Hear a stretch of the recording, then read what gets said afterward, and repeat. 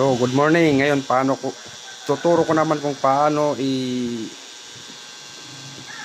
yung continuity, yung tumutunog. Una, ilagay natin dito. I-set natin sa yan. Dapat yung may ano yan, yung tumutunog. Katulad nito.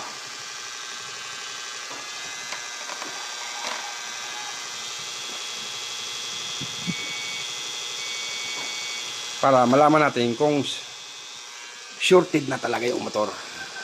Ayun, testing natin to. Kasi shorted na to eh. So, testing natin.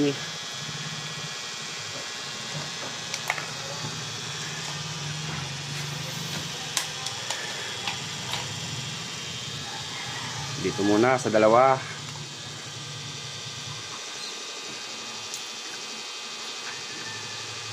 Lahat i-test natin. Dapat lahat ng terminal i-test natin yan.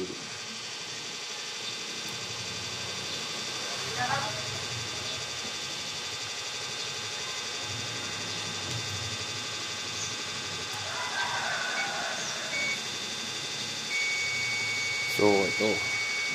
Shorted siya. Ito naman.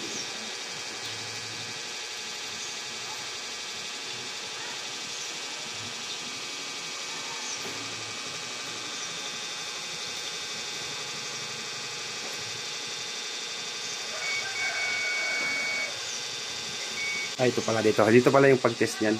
Dapat naka-ground. Dito kasi yung ground niya. Ito yung ground niya.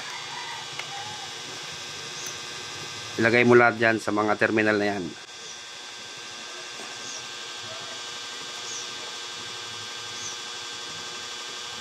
Uy, nawala na yung ground niya.